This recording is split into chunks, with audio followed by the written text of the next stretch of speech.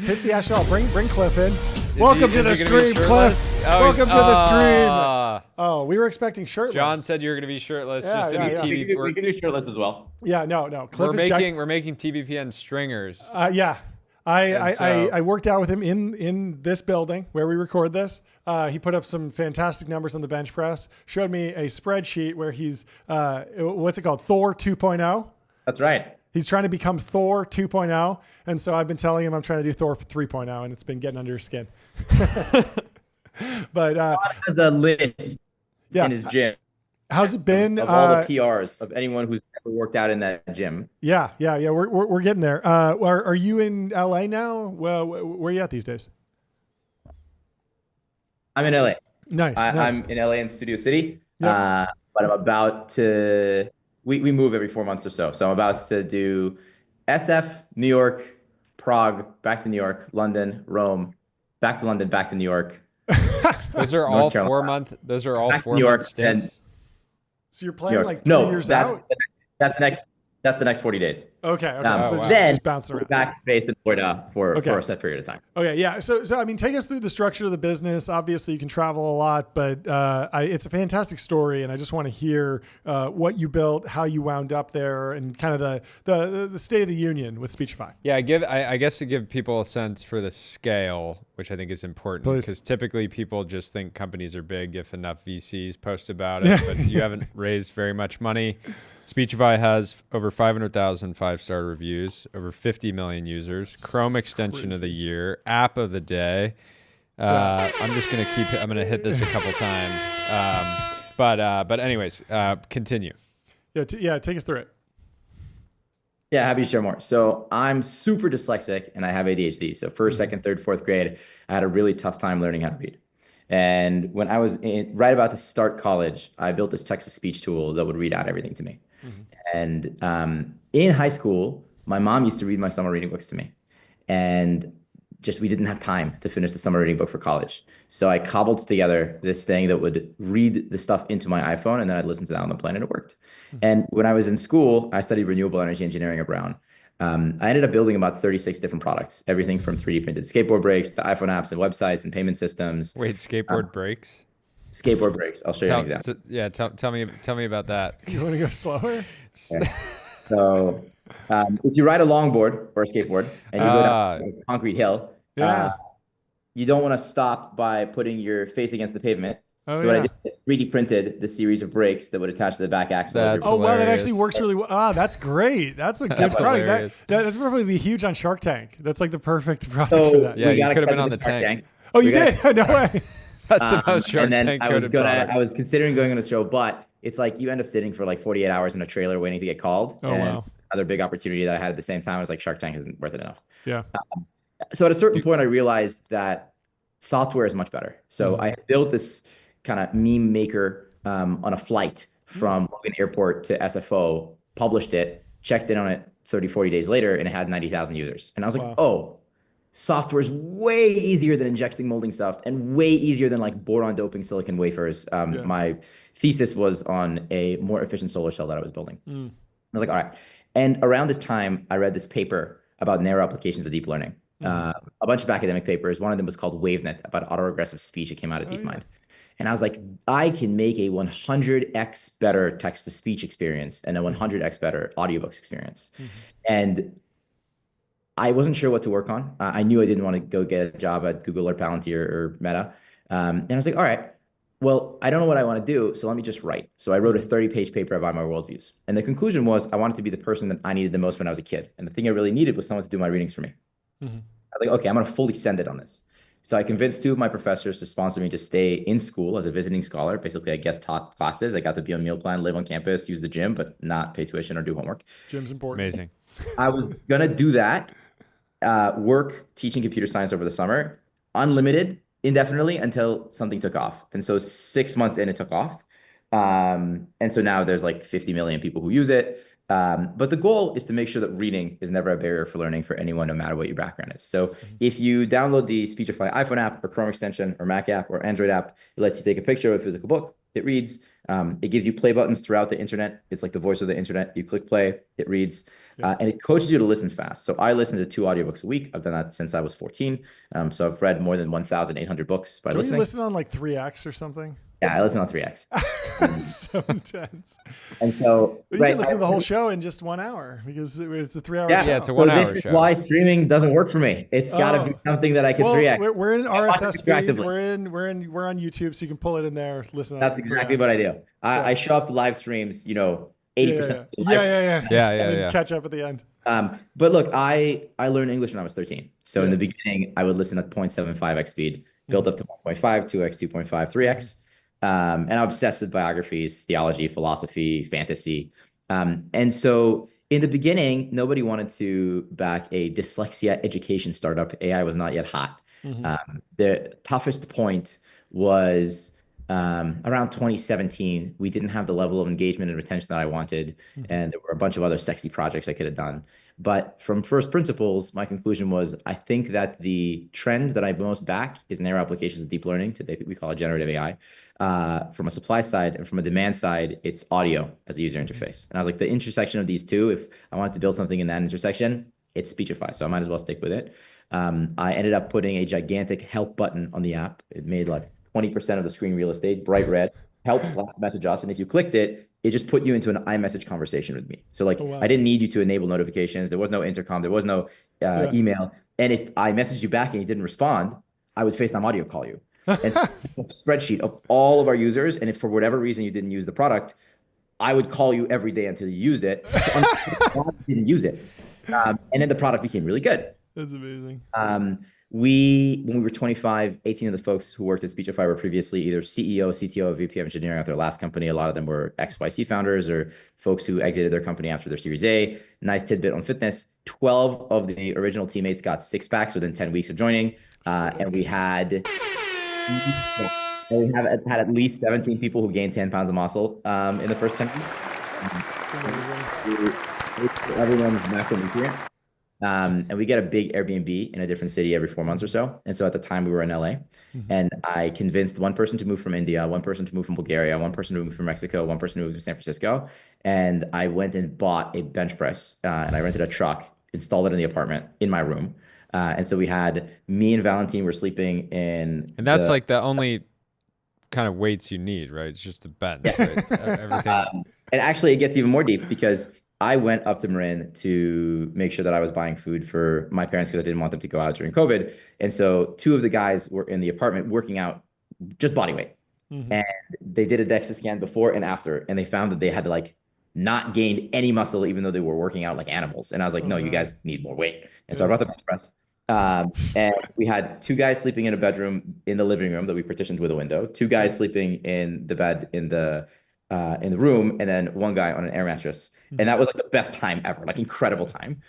And then we found just very strong product market fit, ended up scaling really quickly. We closed partnerships with all the top publishers to resell their audiobooks and ebooks. My little brother Tyler started coding when he was 7, building Dragon Ball Z websites. When he was 8, he taught himself assembly to hack video games. He went to Exeter for high school, skipped 4.5 years of math, skipped 5 years of computer science, did Stanford as an undergrad, dropped out to run a cybersecurity company, went back to Stanford to do his master's in AI. And I was like, hey, if you can help me build a model that will compile in 3x real time, has better quality than any API that's currently out there, and meets the following requirements, I will like do anything. I gave him a very nice compensation offer, and he did it. It took him about 10 months. He joined Speechify 5 years in as head of AI. So now we have a 40-person AI engineering team, and we make the highest quality digital voices in the world. We are the largest supplier of speech AI in the world for consumers.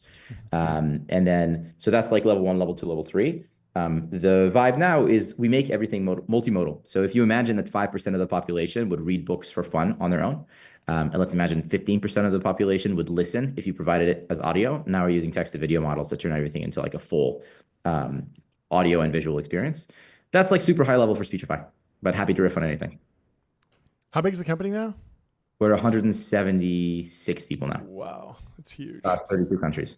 So That's 105 awesome. software engineers, 40 people on the AI engineering team, and the rest is growth. Yeah. So talk about the things that venture has tried to make you, the venture industrial complex has maybe tried to make you do that you've rejected, because in an alternate reality, you would have raised $500 million by now, and and decided not to do that, and that's influenced a lot Yeah. of decisions, I'm sure. So part of it is the fact that between the ages of 14 and 18, I read 461 books.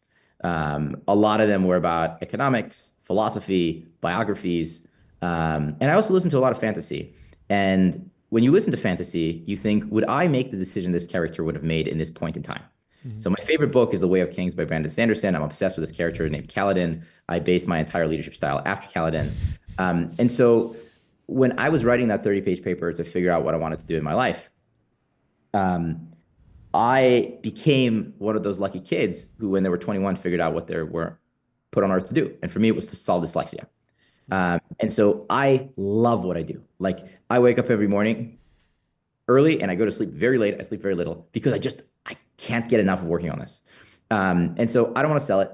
I want to own as much of it as possible. And I consider equity holy. Mind you, I was a solo founder for 5 years working on Speechify. And again, we had an amazing leadership team that blood, sweat, and tears, we figured out how to hire. Last year, 50,000 people applied to work in the technical positions at Speechify, 10,000 people to the asynchronous engineering challenges. But we had like incredible offers for our Series A from like literally the top firms. We said no. They doubled the offers. We still said no because I didn't want to sell 20% of the company.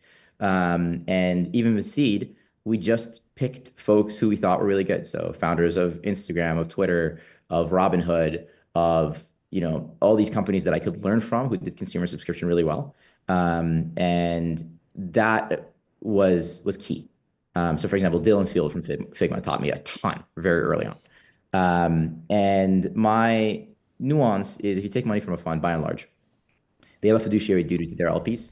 If you take money from an individual, they have just a duty to themselves. And so you get a Rolodex of someone who's really great, but you're not beholden. That being said, there are some businesses where it makes a lot of sense to raise money. In our case, we have a very simple business and we understand the user extremely well. And it's a very niche audience initially for people who have dyslexia, ADHD, low vision, autism, anxiety, concussion, second language learners, and then the entire productivity suite. And at this point, we've worked on Speechify for 8.5 years. So it's really hard to catch up to the product innovations as well as the AI side. And so we are always talking to investors. And don't get me wrong, we have raised money from funds as well. But we've just done it where we typically look for 3 things. Number one, it's folks who either have an evergreen model, so they can ride with us because I'm going to be CEO of Speechify in 80 years. They have a history of philanthropy and education or an experience with dyslexia or ADHD in their family. And we think really highly of them. They can see around corners that we can't. Either they've done an amazing job taking multiple companies public, or they've backed founders in ways so that you would go public. We would go public, but into the future, not in the short term. Yeah. Well, what are you thinking about competition from the hyperscalers, the big tech companies? Google I/O is today. Microsoft had their build keynote yesterday. It seems like an obvious place that competition could come from, and yet on the product side, a lot of the big tech companies just don't seem to be iterating on the application layer side as fast as most people expected. So what's that been like? Has anything slowed you down over the past 2 years with competition from the big guys? Oh, they've helped us a ton. So I'll give you 2 heuristics that are relevant to any founders, then I'll give you the specifics on Speechify. The first one is, in my personal opinion, value accrues at the application layer more than it accrues at the model layer, and models become commoditized. But did you ever doubt yourself? Did you ever think, oh, maybe value is going to accrue to the model layer? Because there was like a 18-month period where everyone was like, models will do everything. Well, I'm giving you what my opinion is today, and the only reason I have a strong opinion is I've gone deeper into it than almost anyone has, right? We bought millions of dollars of H100 GPUs. We set them up in our own data center. We have a 40-person team who does research and development on models. So the second part I was going to say is, but if you really want to be indestructible, you've got to own both the model and the data and the application layer. And that's what made ChatGPT and OpenAI so successful, is they had Brockman work on the user-facing side, and they had Ilya work on the research side. And if they just had the research, they'd just be another lab. It's application layer that made it incredible. And so that's the first thing, because you want to be able to control the quality and the cost as well as the user experience. And then why did WhatsApp get acquired by Meta for $19 billion? Is because they had all the users. And so you own the end relationship. You want to have the phone number, the credit card, the email of that user, which we talk in a minute about kind of the changes that came with Apple. So that's the first thing. The second thing is, and this is very unique, sorry, not unique, ubiquitous. If you are Apple, Meta, Google, Netflix, there is no point in doing any project unless you think that project is going to make you $1 to $100 billion per year in the long term. Mm-hmm. We had a point where we introduced translation into Speechify. This is in 2020, 2021. And Mike Krieger, who is the founder of Instagram, CTO of Instagram, was like, you should consider removing this feature. And I'm like, are you kidding me? Do you know how long I spent building this feature? But I have respect for Mike, so I took it out. Install to trial increased, activation increased, users use the product more. And I was like, shit, I got to remove this. Why? Feature. Why? Because it was distracting. Speechify is one thing to give you the best experience listening to something. The second you add an extra button, users go down that path. So you know Clippy from Word? Interesting. Yeah. Word has a problem, but they had. And you guys have such insane scale that you could immediately see something that, again, just removing some complexity. Back then, we didn't have mad scale, but you could see it in 3 days of usage. Like there's enough. No. So Clippy is horrible because Word is horrible because the design is terrible. But you know who has amazing design? Google. Yeah. One text field. Who else has amazing design? ChatGPT. One text field, one button. And that's why they're successful. If they had multiple buttons, they would be far less successful. Now, here's the key. Text-to-speech is buried 5 levels deep in the menu. When I was 19, I made a video on YouTube under an anonymous account because at the time I was embarrassed for people to learn I was dyslexic. And it was called How to Text-to-Speech Mac Free. And if you search that phrase on Google even today, my video from when I was 19 is #1. Why? Because it's so difficult to activate text-to-speech that you need 19-year-old Cliff to show you how to do it.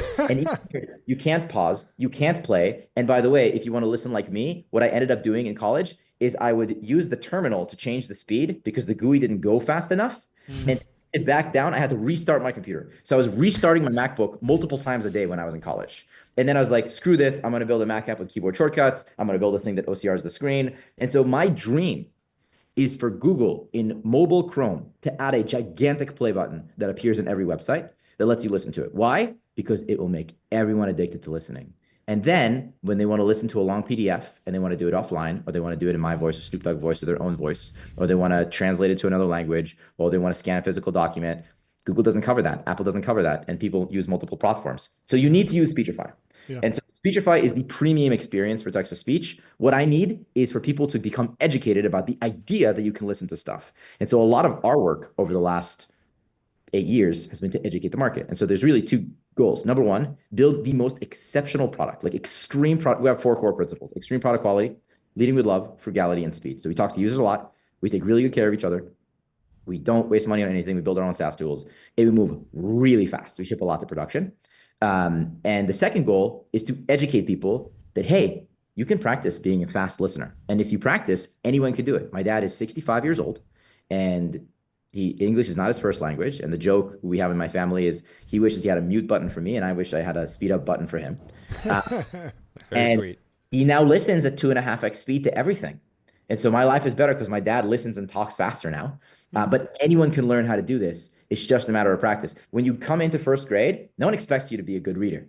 1st, 2nd, 3rd, 4th, 5th, 12th grade. We expect 12 years for you to become a good reader. But you can become a good listener after listening to 15 audiobooks. You're not going to be good on the first one. You're not going to be good on the 10th one. And being a good listener means 3 things. Number 1, you can do something else and listen at the same time. Drive, cook, walk, whatever. Number 2, you can listen to more than 2x speed. Number 3, 5 weeks later, I ask you about the book. You have great retention of everything that you read in the book. And it will not happen when you start. You have to practice. But here's the thing. Reading is a hack we invented, right? 24 characters on some dead trees. Listening, we evolved to be good at listening, right? Telling stories over the fire. So if you were a bad listener, you were removed from the genetic pool. If you're a bad reader, you were not removed from the genetic pool because otherwise I wouldn't be around. And so when you read, 30% of your brain is dedicated towards decoding. 70% is comprehending. When you listen, like 3% is dedicated toward decoding. The rest is comprehending.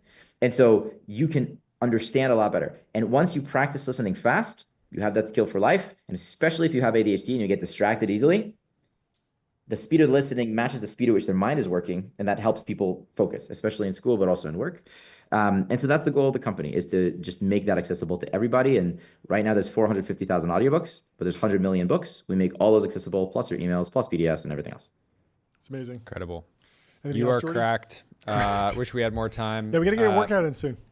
We will. Yeah, come by Let's hang out before you take off. Yeah, we got to make sure you break that PR. Yeah, I'm working on it. I think I'm pretty close. We'll talk to you soon, Cliff. Thanks so for coming on. Bye. You're the man. You got it. Bye.